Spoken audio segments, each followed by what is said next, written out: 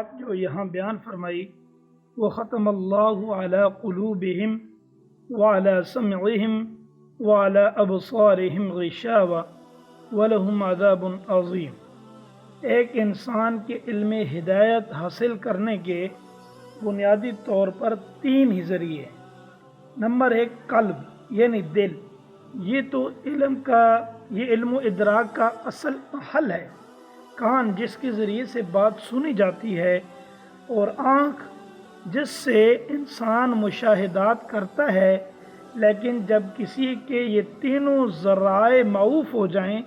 تو اس کی ہدایت کی کیا امید ہو سکتی ہے؟ اسی کو یہاں فرمایا گیا کہ ان کے دلوں اور کانوں پر مہر لگ چکی ہے اور ان کی آنکھوں پر پردہ پڑ چکا ہے، قبول حق کی تمام راہیں ان پر بند ہو چکی ہیں، اس لیے وہ اب ایمان نہیں لائیں گے اور اسی دولت سے ہمیشہ محروم رہیں گے، پھر اس کے نتیجے میں عذاب عظیم آخرت میں بھگتیں گے۔ اللہ تعالی ظالم نہیں ہے، وہ کسی کو بلا قصد سزا نہیں دیتے۔ اس جگہ جو ضدی اور معاند کفار کا انجام ذکر کیا گیا وہ خود ان کے اعمال بد کا نتیجہ ہے۔ دیکھیے، جہاں تک قدرت خداوندی کا تعلق ہے، اللہ تعالیٰ نے انسان کو پیدا کیا، دیکھنے سننے کے لیے آنکھیں، کان دیے، غور و فکر اور سوچنے سمجھنے کے لیے دل و دماغ اور عقل و شعور عطا فرمائے، پھر واضح اور روشن دلائل کے دفتر اس کے سامنے کھول کر رکھ دیے۔ کائنات میں ایسے نشانات و دلائل بے شمار ہیں، پھر خود انسان کی اپنی جان میں ایسے واضح اور روشن دلائل موجود ہیں کہ انسان اگر غور کرے تو حق و باطل میں امتیاز کر سکے۔ پھر اللہ تعالیٰ نے اس پر بس نہیں فرمایا، بلکہ سیدھی راہ دکھانے اور عقلی نقلی دلائل کے ساتھ حق کو سمجھانے کے لیے پیغمبر بھی بھیجے، جنہوں نے دن رات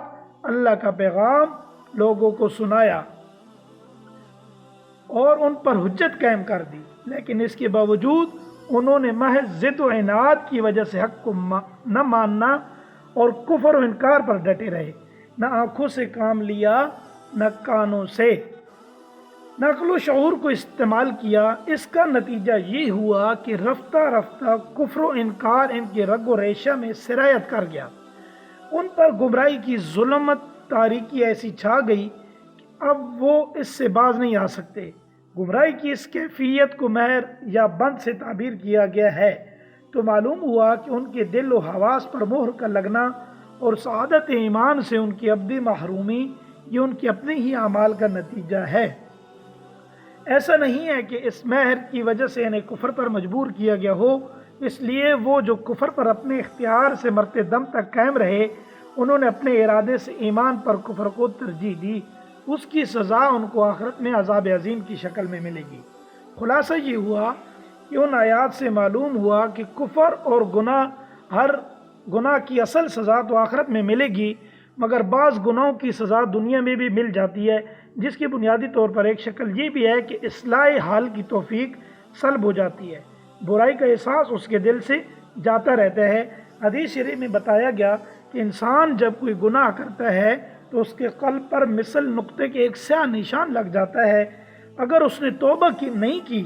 یا برابر گناہ کرتا رہا تو وہ نشان بڑھتا رہتا ہے اور پھیلتا رہتا ہے، یہاں تک کہ گناہوں کے اثر سے قلب بالکل زنگ آلود ہو جاتا ہے۔ جس طرح ایک لوہے کو زنگ لگ جاتا ہے، اس کی اصلیت ختم ہو جاتی ہے اور اس کے جتنے منافع وغیرہ ہیں وہ اس سے جاتے رہتے ہیں۔ اور اسی طرح جب کسی انسان کے اوپر ایسے گناہوں کا اثر ہو اور ان گناہوں کی وجہ سے ان کے دل کے اوپر زنگ لگتا رہے تو ایک مقام وہ آتا ہے کہ وہ مکمل زنگ آلود ہو جاتا ہے، پھر اس کو اچھے برے کی تمیز نہیں رہتی، نہ اس کو کسی چیز کا احساس ہوتا ہے، نہ ہی حق باطل کی کسی چیز کا وہ ادراک کر سکتا ہے، نہ ان دونوں حق باطل کے درمیان وہ تمیز نہیں کر سکتا۔